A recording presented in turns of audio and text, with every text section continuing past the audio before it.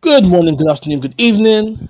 Welcome to another episode of the Blacksmith's Furnace with the return of the one, the only, the best half of the furnace. Yes, correct. That is me, Robert. Oh, this disrespectful maths. Your boy Pete, I'm here.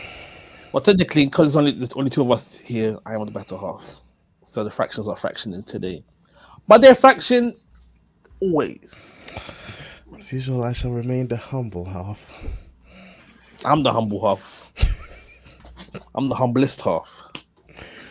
Yeah, yeah, Mo couldn't make it today, I'm so not it's couldn't just make it on my grand return to the furnace. I know you missed me. evidently wasn't important enough for Mo, and I tend to be committed to things, so I turn up anyway. You know, Nah, you missed a few. You missed a few. rock and a rock star in the building, in Rocking the rocks. attendance. Welcome, all welcome. Come on. Cool. We doing one for one? Let's do one for one. All right. Have you Can got a I start? question? Or yeah, go ahead. I Yeah. do. So it was actually based on a story I was reading today, actually. Okay. Um, there was this vicar who has been asked to step down from his church.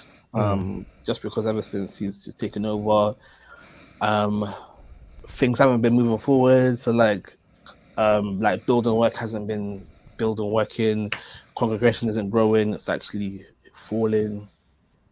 But he refuses to stand down because he said that he's listening to the Holy Spirit. So he's doing Okay. what he feels like he needs to do. But members of the congregation, the organists, people in the choir, I think administrative people within the church are leaving a protest saying either you go or we go. So what would you say to this vicar in the situation? Should he continue to listen to what he believes is the Holy Spirit, or should he do what's good for the church, or what others might deem as good for the church and the growth of the church, and step down? It's difficult, right? Because, well, actually, it's not difficult. Here's the thing. I think if you're ever in a situation where, amongst, generally speaking, all of us being God fearing people, or amongst God fearing people, everyone's a God fearing person. Not, you know what I mean? For instance, in a church situation, a church leadership situation, in a place where there is a good likelihood that everyone there can be expected to be at a certain level of spiritual maturity. If the majority of people, and in this case, if everyone is saying you should step down, and you are saying you shouldn't step down, at some point, I think, not at some point, there has to be two things. There has to be a recognition that maybe you're wrong. And if the majority of people are saying A, and there are people who there's a good chance that they have a good opinion on things, and they're all in unison against you, maybe the problem is you. The alternative, and actually it's not even an alternative, but the other way of looking at it is you could still very well be right, but for the sake of peace, for the sake of unity, still step down. And I say that to look at like Christ saying, should he pay taxes? Should the son of the king pay taxes? And Christ very much would be well within his rights to saying, I ain't gonna pay no taxes. I am God. Like, what you gonna do? But for the sake of like peace, it was okay, cool. Whose name is on the whose face is on the money? Caesar. Right, give to Caesar what Caesar's. Like you could very well have said no. The thing he demonstrates is sometimes hold the L just for the sake of the other person, like for the sake of sanity, for the sake of peace. Sometimes hold the L, and so whichever way I split this, But didn't Jesus always say, "I didn't come for peace; I came with a sword"? yeah, but in context, he came with a sword, metaphorically speaking, to separate a mom from their daughter because the daughter's going to follow Christ and the mom isn't. Like, Or it maybe, wasn't. maybe the pastor is the one that needs to be separating these people from because they're not doing the right thing. I think Yeah, I think in that situation, if the entire church, like leadership or something, are saying you need to step down, he needs to step down. You know, and also when like there is evidence of it, like as the vicar, I mean, I don't know how he's supposed to do construction and do all of these things. But if there's some evidence that he's not stepping up to the plate and he's not doing his job or he's not doing something, then yeah, step down. I think the problem is people tend to get very confident in their ability to hear from God, you know, Mm. and I think there's a danger there as well. There's a danger in thinking you know you're right, you know you're right, or you know you're the prophet, or you know you have this ability to hear from God, and so you ain't listening to no one else. That's pride. But then, as a pastor, shouldn't you more than most people be confident in your ability to hear from God? You should be confident in it. You should be confident in it based on the growth, based on the evidence. But at the same time, you should know that you're still human. You still have Mm. flesh. There's still a possibility that you could get it wrong. And the second you start thinking you can't, that's confidence in the flesh. That's confidence in yourself. Like if you think you can't be wrong, you most likely are. So Not me, boy. there you go.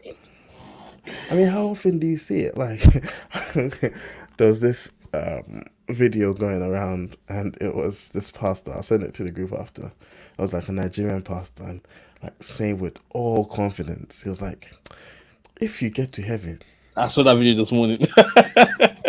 and I am not there," and then he did something with his goatee, "you have gone to hell."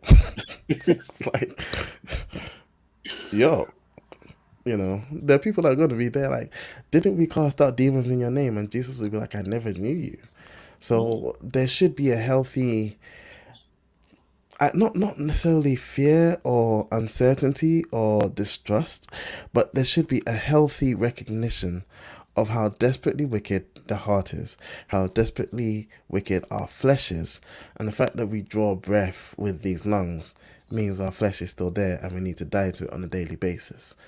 Anyone, like when people do that, I really worry. You know, when people act like they can't get it wrong or whatever revelation they've received is 100%. Like, have confidence, absolutely. The devil will try and then bring uncertainty, but have humility with it as well. Yeah, yeah. I was You gonna know, say there should so be humility in your confidence, yeah, and the confidence shouldn't even be in you. yeah, If exactly. it's like the humility should come from the fear of knowing who God is, and the confidence Exactly. should be come from knowing who God is again and what He's done. Yeah. Um, it shouldn't be because you ticked off everything on the list. No. And second, those then that list becomes its own idol, or your efforts, your works become its own idol, and it's just like, nah. You know, even Paul said he could miss the mark. He could run the race and miss it. Like even he would give himself like the possibility of getting it wrong, and that meaning that he needs to stay on his toes to make sure that he gets it right. But yeah, so I'd say Vicar step down. You know, but Cool. I'm happy with that. cool, cool, cool. My question is, how do you deal with stress? Have you got any new coping mechanisms? What's your coping mechanism? How do you deal with stress? So And is it biblical or can it be improved in a biblical manner? I think it definitely could be improved. Not in not in what I do, maybe in otherwise. Okay. And I think there are things that could be removed because I'm definitely a comfort eater. So when I'm stressed, whew, What's your go-to?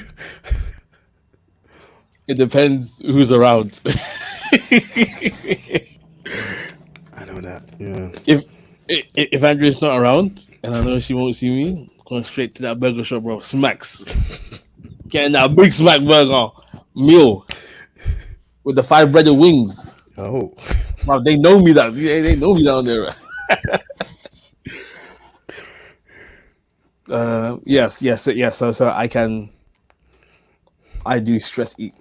Mm. But if there's nothing that will satisfy me, I'll go for a walk. I'm a Okay. I'm a walker just because walking helps me process my thoughts a lot better than standing still. So I Mm. walk somewhere to go and buy some nice things to eat. Kill two birds with one stone. Fair enough. Yeah, I know what I should do is take the stresses to God first, Mm. and I'll usually do that after the walk, after I've had the time to try and think and scheme my way out of whatever has been bothering me. Right. And I think that just inherently, just because I try and find solutions to everything, or try and work out everything by myself. Um, but I've been learning, especially within marriage, that sometimes sometimes the answer you can get from your mind isn't the answer that's needed for a situation, Mm. or you might not or you might not know the answer altogether. Mm. And sometimes the logical answer is not the right answer. Some would say, some not being me, but yeah. Um, and if I'm in a position where I can't go for a walk or a pace, I'll journal either on my phone or in the actual book. I don't do that as much as I should, even though Mm. that it is very cathartic. Just get like the act of writing is quite cathartic, and it does help just get all the millions of thoughts in my head out onto paper. Mm. Yeah. So if I had to rearrange the order of things that I would do, I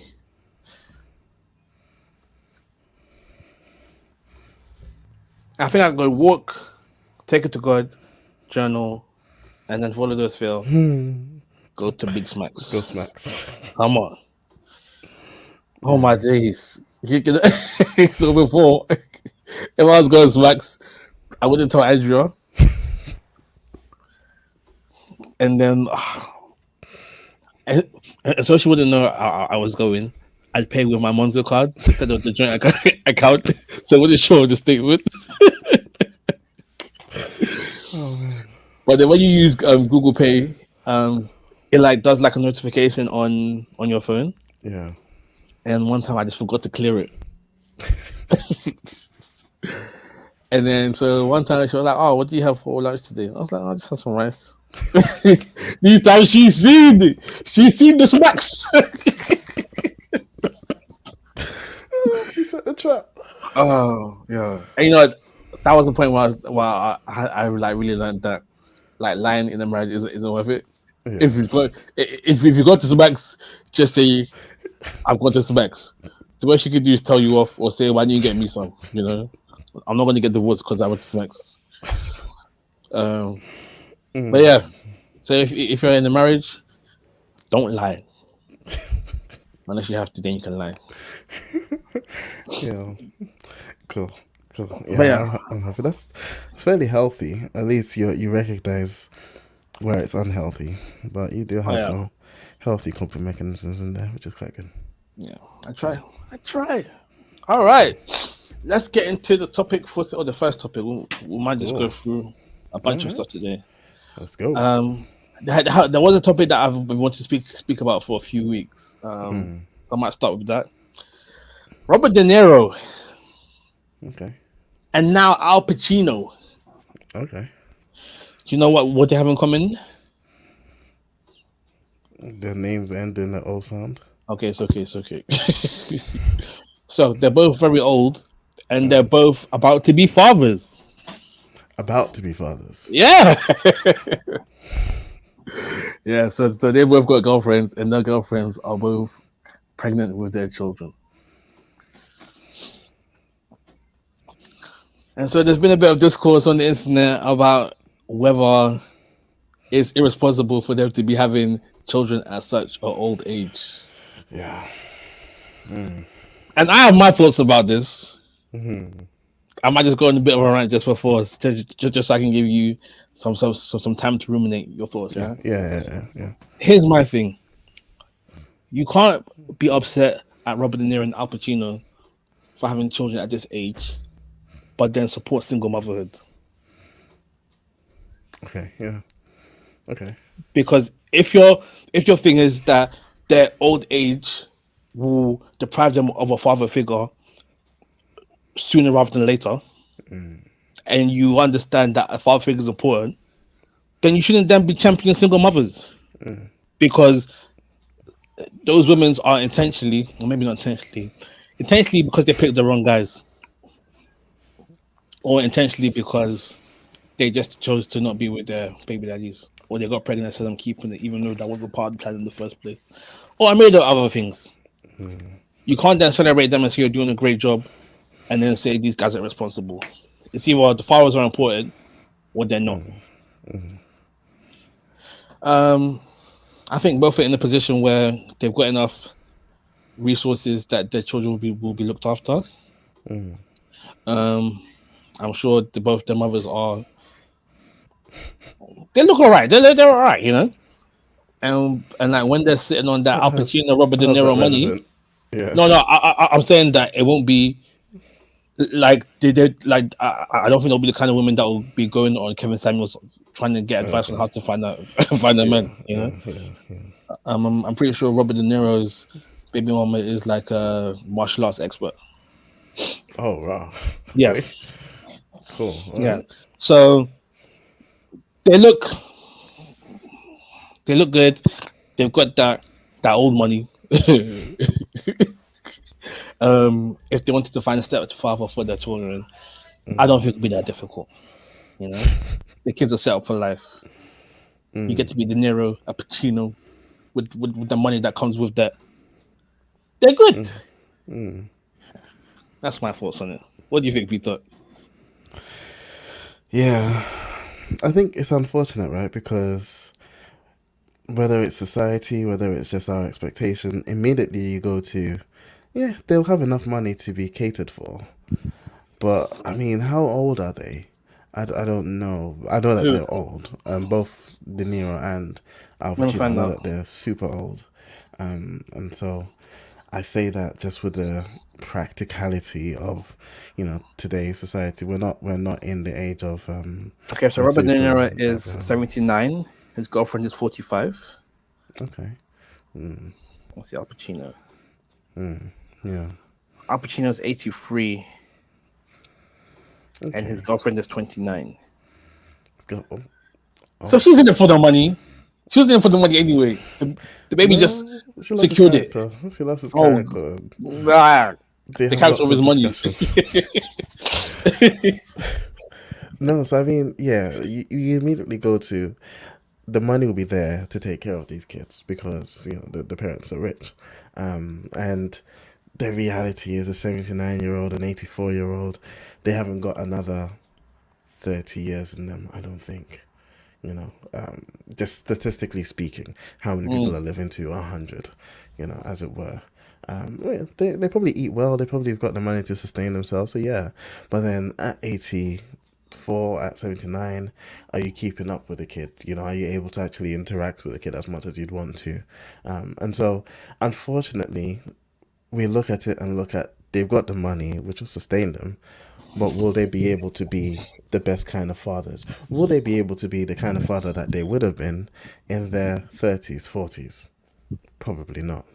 And so it's unfortunate, I think, that we end up looking at the money, and as you said, we don't actually look at what it means to be a father. And I think that's indicative of where society is at, where, again, to your point, we'll champion single motherhood all day, but then not really think of the consequences of not having a father in the house. It's funny you bring this up because I was listening to like just a YouTube short, and there was a lady giving a presentation, and she said statistically in America, I believe, children raised in two-parent household with a mother and a father, statistically are less likely to go to jail or encounter the juvenile system. Interestingly enough, they have the same statistical probability of doing that, of going to jail or getting engaged with the juvenile system, as a child that's raised by only their father. So it's either mother and father or just father. And then single mothers, obviously, they have a higher likelihood, a significantly higher likelihood of going to jail or being in a single or being in the juvie system.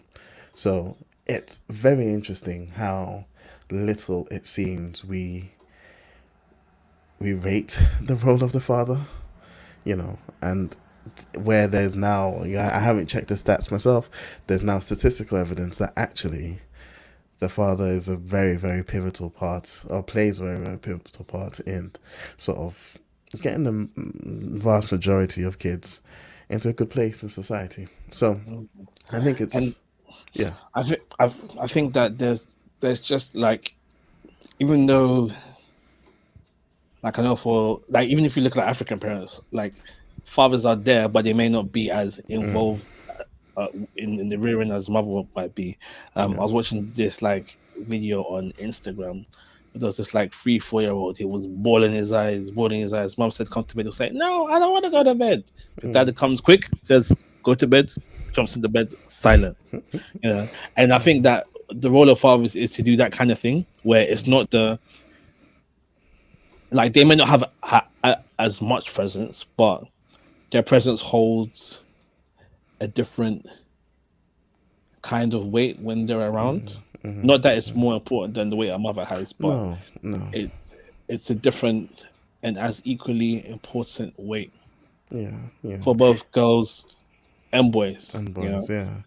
And I think that what it comes down to for me in answering your question is, I don't think at that age, maybe they will, maybe they won't. I don't think that they will be able to be as best a father as they can be, if they were younger.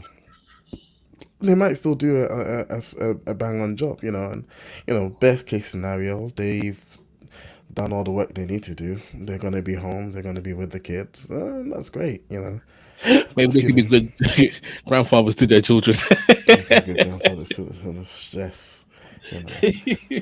They've got the money. They could make it work. Like there's a scenario in which they make this work really well, and all the heavy lifting is done by the help, nannies and whatnot. But they're there and they interact and they have a big part in their kids' lives. Best case scenario, they can make it work. Likely scenario, they're just gonna throw money at the problem. And you're gonna have another group of kids growing up with a father that's not really there. I wonder really how, the kids that end up being just sort of child support kids, I wonder how they feel, if when they grow up, do they think about that? Do they consider actually the only reason I was there was so that you can get a paycheck? Like, how does that affect a kid? So, yeah. I think it depends on the amount of money that they get in. I think not. Did you ever see 50 Cent's kid?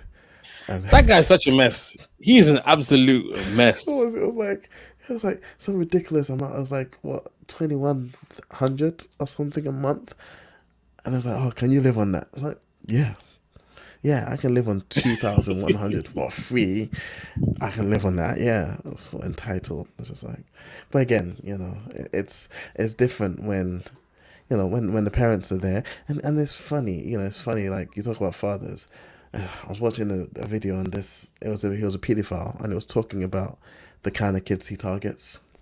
And a big part of it is the father around? Is the father active in the kid's life? Is the father someone that looks like he could be dangerous? If it's any of those things, those kids don't get targeted as much. Come on.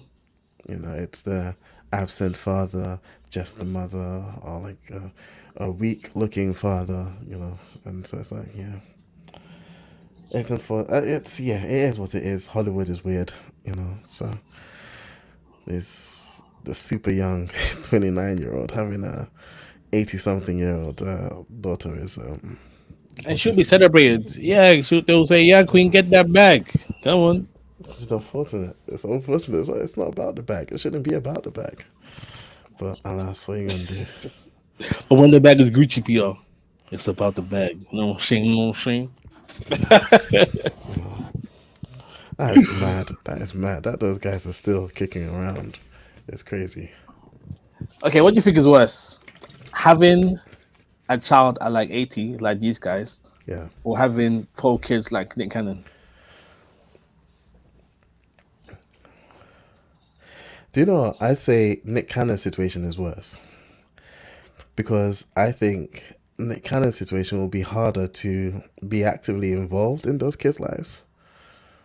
Like, especially when you got that 12 and you haven't necessarily, it's not like 12 with a wife, it's 12 with different women, if I'm right.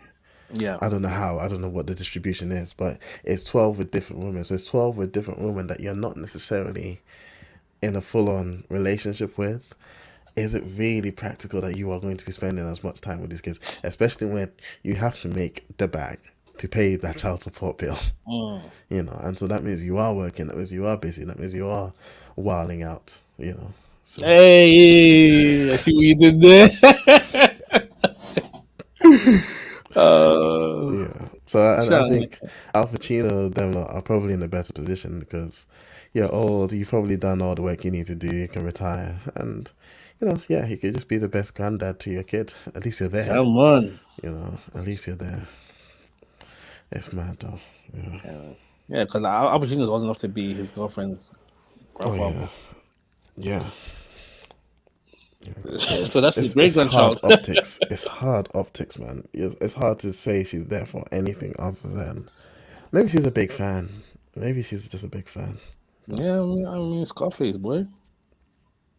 I still Scarface haven't was. seen Scarface. Well, yeah, you need to watch Scarface, just even if it's just for the culture. I need to watch Transformers. Is what I need to watch. I heard that it was abomination. Oh, don't say that. Toby Nigue's in there, and Toby who? Toby Nigue. Who's He's that? a rapper. He's a rapper. He's in the movie. And then the guy, the main character, who for whatever reason I've forgotten his name just now. He was in the original Hamilton cast, and he's a singer. He's in The Heights. He's a really really good singer. So I'm Mm. really wanting them to do well, but yeah. But I don't feel like Transformers movies are movies you go and watch because they're made well. It's, No, but that was the Michael Bay era, because Michael Bay was all about stupid explosions and half naked women. so who Like does it that, now? it's a different director now. I forget who it was. It's not Michael Bay, which I'm thankful for. All right. Well, you go and watch it and let me know how it goes. And it's the one with the Beast guys, the Maximals. Mm. I really wanted to do well, man. I really wanted Yeah, to do but well. isn't that like a plot hole? Because wasn't those guys the Transformers, but they got their cores put into the animals? Because I'm pretty sure the gorilla was Optimus Prime, and then No, no, no, no. He was a descendant of Optimus Prime. are you sure? Yeah. He When was that was the always the Beast Wars descendant. cartoon, it was it was like Optimus and them Like guys got Optimus put Prime into. that then got transformed. No, no, because I think even in the thingy, because even in the thing, I think it was like it was a time travel thing where they're descendants, but they time traveled back, so they have interactions with Optimus Prime and them lot. But he's a descendant. It's the same spark of leadership or whatever, matrix of leadership or whatever. But he's a descendant. He's a primal. He's not. Yeah, I think that's what I remember anyway. Okay, well we'll That's see. always been a descendant. But, yeah. Speaking of movies, that's a nice segue on to our next topic. On talk the Little Mermaid a bit. Okay. All right. Have you Cool. seen it? I have not. Are you No. gonna see it? For legal purposes, I'll probably say no. I have Uh, heard good things though. okay, I've heard good things. I've heard mixed things. Okay. I've heard mixed things. Yeah. Did you hear about the people that were upset about how, it being set in the 1800s in Jamaica or 1700s in Jamaica, that they didn't talk about slavery enough in the movie? It's a kids movie. It's a kids movie. It Well, you doesn't. had the chance to be giving kids the information about what was really going on during that time. No. It's the same reason I don't care for Pride Month being a big thing in like primary schools. It's like Mm. I don't see it as necessary. These are kids, you know, like it's a kids movie. I don't see it as necessary. This isn't the movie to, you know, create some sort of revolution for the horrors of slavery, you know. So no, I'm not upset about that. I think that's a bit of a stretch, you know. It's a kids movie. It's not it's not the vehicle for that message. Mm. You know, so it's a mermaid and it's a coming of age story and it's all of these things. It's not, you know, it's not Coach Carter, you know, it doesn't need to be. Do you have any thoughts on Ariel being made into being turned into a black woman? No, I don't. I think it's. I don't know if I've changed my tune on this, but I think it's like I don't care. I don't care. You know, people making noise about the what's it called, um, the likelihood of it being black. You know, if she's under the sea and unable to get sunlight and stuff, that it's not practical that she'll be black. I'm like, it's also not practical that she'd be a mermaid. So what's the argument we're making here?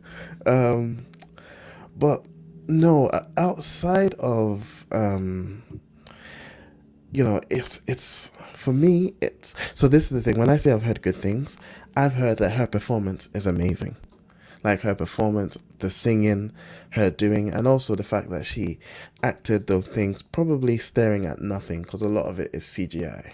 Mm. Um, Her performance is amazing, and so that then says to me, okay, was this a case of the best person got the job, or was this a case of we're trying to do a diversity thing and this is part of our diversity quota? The unfortunate thing is that will be a question that hangs over this because that's sort of been the argument nowadays is we're not having enough black people in stuff, and so let's put black people in stuff. And it's like, are we putting the best people in stuff or are we filling quotas?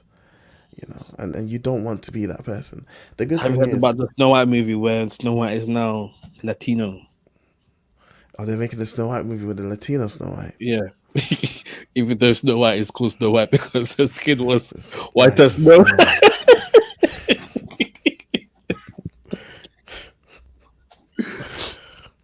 No. And there's this, and there's been this like interesting things where it seems like it's redheads that are getting turned into black people. Yeah, yeah, yeah, yeah. I saw that as well. Again, you know, I really wish you wish it wasn't like a virtue signaling sort of response thing, and it's sad because there'll be people that will always be the question. You know, was this just a a woke we're trying to do this, or was this literally? Because I heard that Haley was the first person they auditioned, and when she sang, the director cried. And from her performance, it seems like she did really well. And so it's like, okay, maybe she was just the best person for the job. And that's perfect. If that's the case, perfect. But there will always be that question, like, was this a woke thing? You know, was it So just so so counter argument, if they decided to recast T'Challa in Black Panther, and the first person just happened to be, let's say, Tom Hardy, and then the director was blown away by his performance as Black Panther, and he decided he was the best person for the job, should people then be okay that Tom Hardy is now the new Black Panther in the I heart of think Africa? you see, this is the thing. Maybe he's a South African Black Panther. You can Come make the on. argument. I think it's slightly different because there the person's race is very much like a part of the character. Like it plays a Is it? significant part. Yeah, the fact that Black Panther is a black guy from Wakanda is a big thing Wakanda being a made up country, in Africa. which means because it's a made up country, there's argument that all races could be in that country. No, it's an African black country that represents an imagination of what an African country would be like if it hadn't been touched by slavery, but then it had the resources for and technological advancement as the West did. Like, and I don't even know if that's the I don't even know if that's the original idea behind Wakanda, because it was still Stan Lee that made it up and all of Yeah, that. white Jewish man, Yeah, you was know. that what he was thinking? Who knows? But that's what it's come to be. At least that's what the Black Panther movies represented. Was this was a country untouched by the colonizer that had resources, and the technological advancement of the West, and this is what it looked like. So it will be difficult to make an argument for a white person coming from that region natively to then become the Black Panther. Maybe you could make it. Everett Ross was taken there. What's his name? The White Wolf was taken there. Or Winter Soldier. Yeah, man. Maybe they got married and they I had would have kids. Winter Soldier was going to be the next Black Panther. That would have been so great. So maybe you could make an argument. Yeah, someone comes out and it's a white Black Panther. Cool, but I think there his race, and that African heritage becomes it's its own part of the story. And that was one reason why I thought Black Panther worked really well, because they didn't just make a black superhero, they made what, to me at least, was an authentically African superhero, which I think was very different from just making a black superhero like a Falcon or like a Black Lightning. This was at least to me, it looked like they really tried to embody Africa. Same thing with Shang-Chi and the Ten Rings. They really try to embody the Asian experience. Even the fact, like, there's this one scene in that always sticks out to me, when he takes off the shoes and they give that to his own frame, before he goes into the house. Because that's something you do in an Asian household, that's something you do in an African household. And we know the significance of it. You know, you go to your friend's house, like when we're younger, you go to your friend's house and like, oh no, keep on your shoes, and they're sitting on the bed with shoes, and it's like, what is going on? It's like, how, but those things, I think, where you're authentically trying to capture a culture, I think those things are real. You talk of Al Pacino and this guy, Denzel made the argument for why, I forget who it was, but it was a Jewish guy telling a Jewish story, and then it was an Italian guy telling an Italian story. And he made the argument for why a black guy needed to tell the story that he was in, because those guys know the culture. They know, and even the example he gave was, a hot comb touching your hair, when a woman's doing the hair of their daughter. That's a cultural thing that you need someone that's lived that to be able to say, to be able to really tap into those things. And so I think it'll be different with T'Challa. I don't But then really could you care for the argue little that mermaid. could you argue that African Americans don't know anything about African culture, so it should have been an African person as the director for Black Panther? And I think that's why Ryan Coogler did a really good job, because he went to Africa. He went to Africa and he went into, trying to really capture what's going on. And I think even to be able to have that understanding, because that was Killmonger's thing. And that's what made Killmonger such a compelling villain, was actually, I kind of get what you're saying. Because he'd also lost that connection to his heritage, as it were, which is what a Mm. lot of African Americans feel. And so I think that's why, yeah, an African could have done it as well, but I think Ryan Coogler, being the guy that made it and being able to craft Killmonger the way he did, I think it takes him to do that, to be able to, one, try and get an authentic African experience by going to Africa and not just sort of researching, but trying to get with the people, trying to go to people's houses and doing all that, but then also telling that story of the disconnect, the African American who is somewhat cut off from their, land of origin, and telling that through Killmonger. And that's why I think that first Black Panther was such a good movie. You can't just get a white person in there, because that race, that story, that history is very much part of what makes it unique. That's not Little Mermaid. Yeah, but Little Mermaid will always be white girl, red hair. That's everywhere, bro. You can't go in and then they even make her hair red. Here's the They, thing, though. Here's the thing. That's Ariel to people that have watched it. no, Yeah. that's Ariel. No. People haven't watched. Some people might not have watched The Little Mermaid. People might going into this never having watched Little Mermaid. Will the fact that she's black have any effect on that? Onto So someone goes into this movie and this is their first exposure to the Little Mermaid. Will the fact that she's black have any relevance to the story? I don't know. I'll have to go and watch it and see.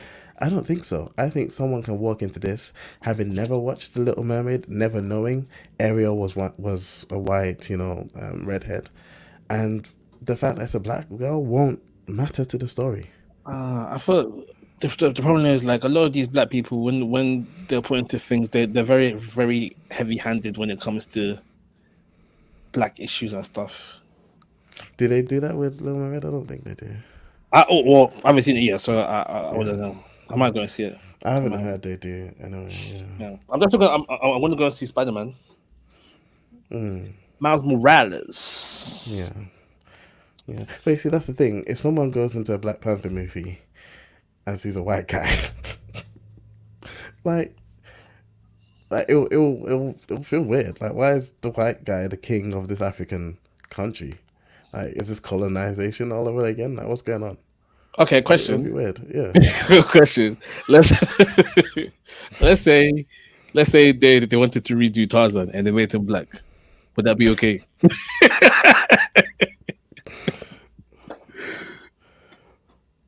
Yeah. Make the black guy king of the apes. I think whoever writes it, good luck. I think the actor that does it, good luck. Oh, someone should do that. Oh. To be honest, at this point, Jonathan Major should do it because that's probably the only way he's going to get Relax, for. Jonathan Majors, man. Very Relax, man. Relax.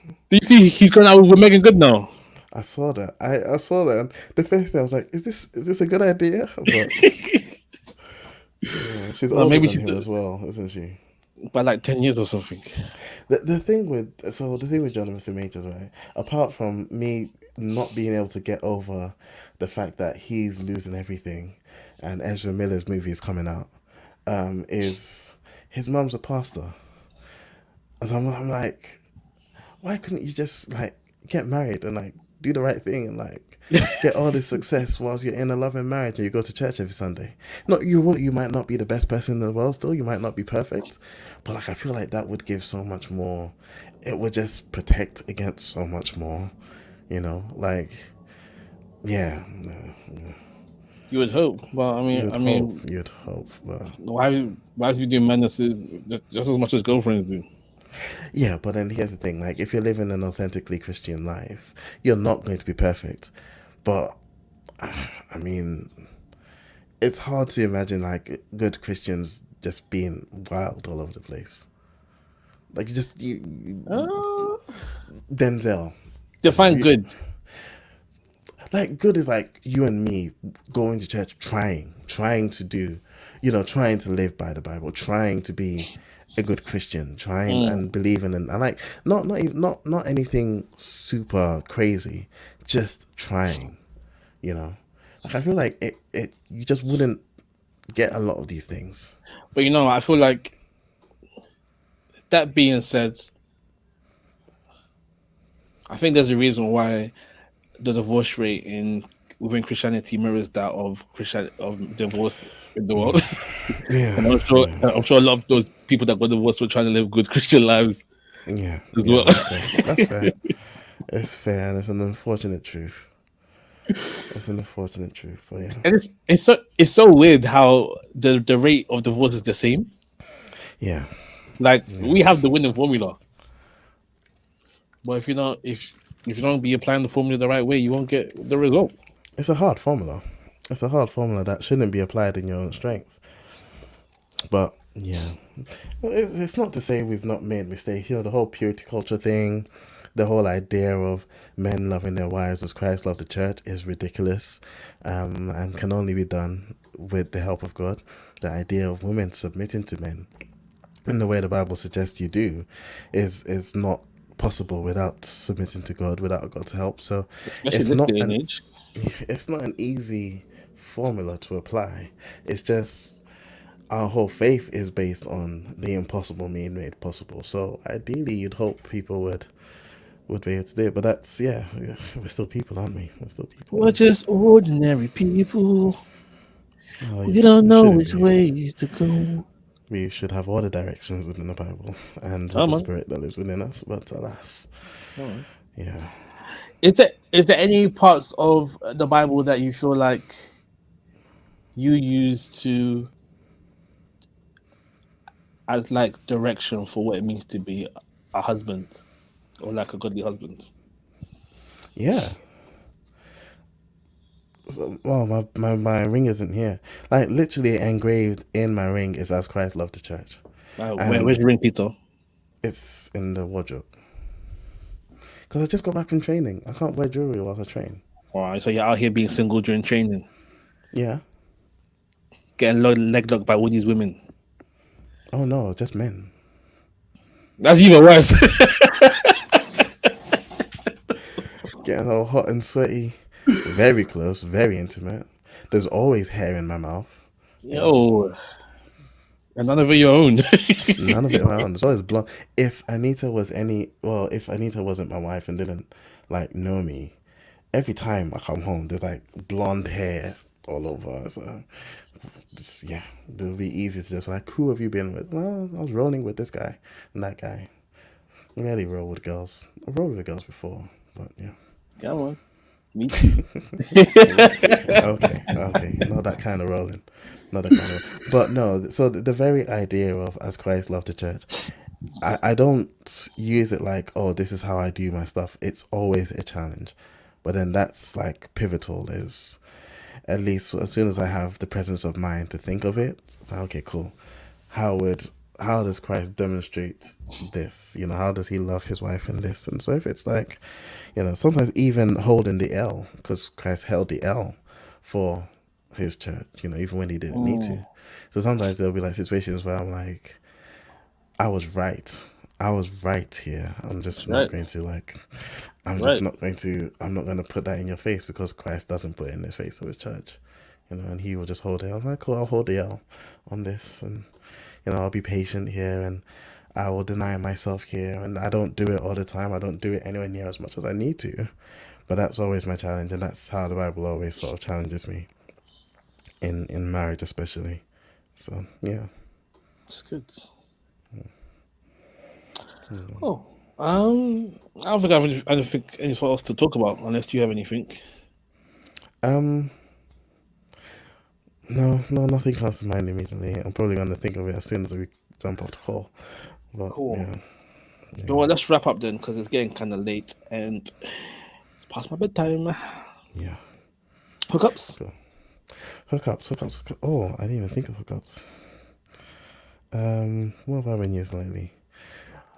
TechWiser. So actually, I've got a video that I want to suggest, which is like 7 free AI tools that people can use.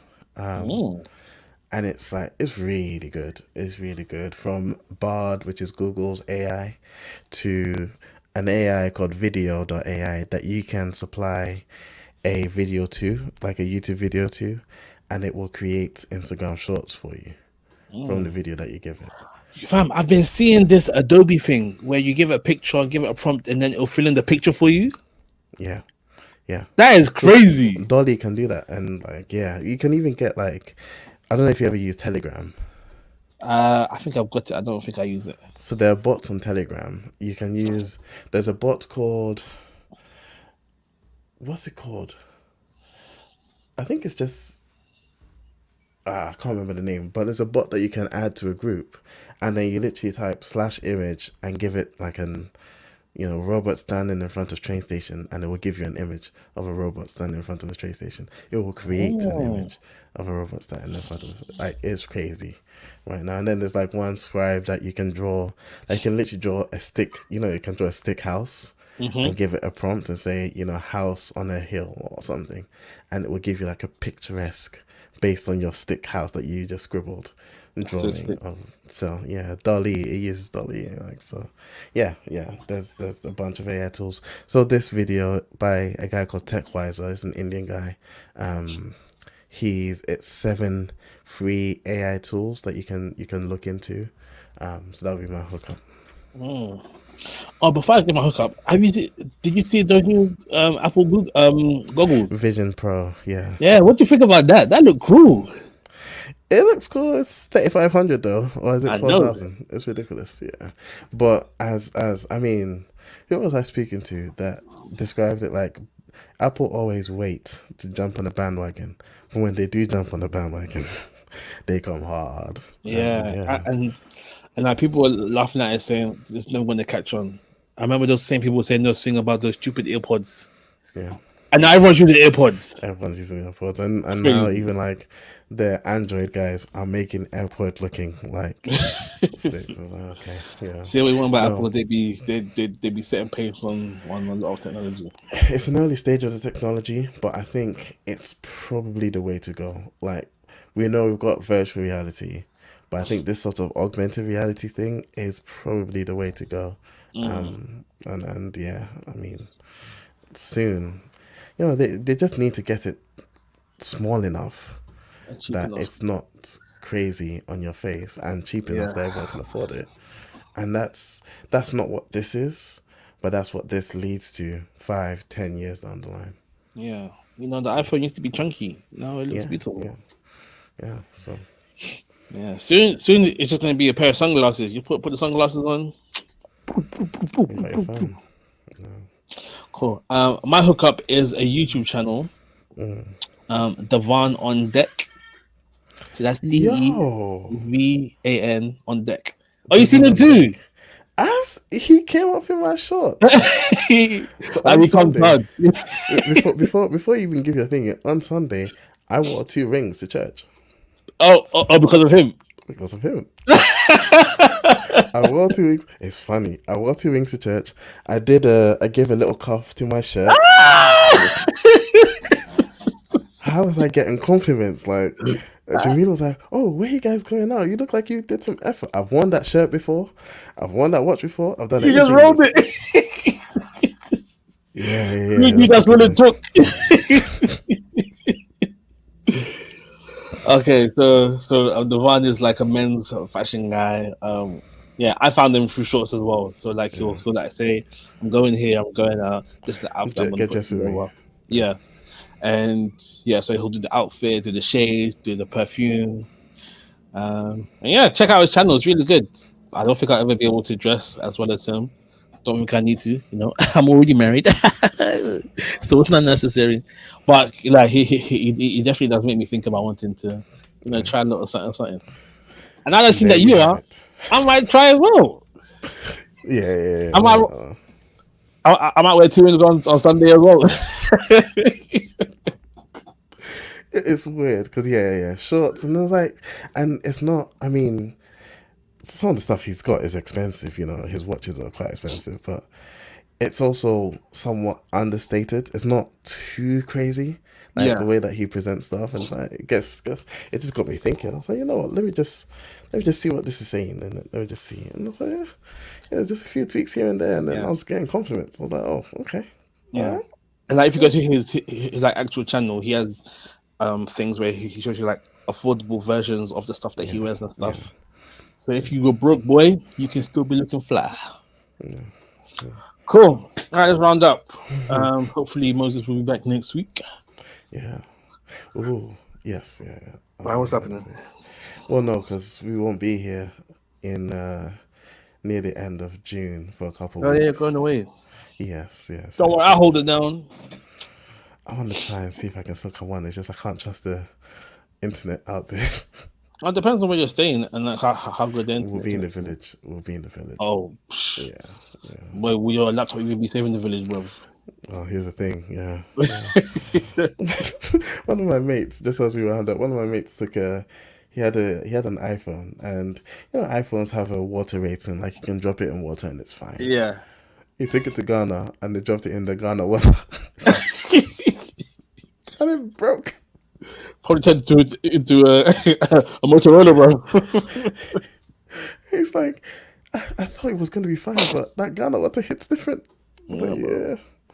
So, yeah. But yeah, anyway. So, all right. Cool, take us Shout home. out to Rich for the intro outro music, Calvin Turner for the Audrey Amazing logo, Twitter at Defenders UK, Instagram at TBS Furnace, Email tbsfurnace@hotmail.com. You can find us at soundcloud.com/Black's Furnace, no apostrophe, on all good podcast websites and apps. Black's Furnace with no apostrophe. And that's it. So this is the Black's Furnace signing out. Blow.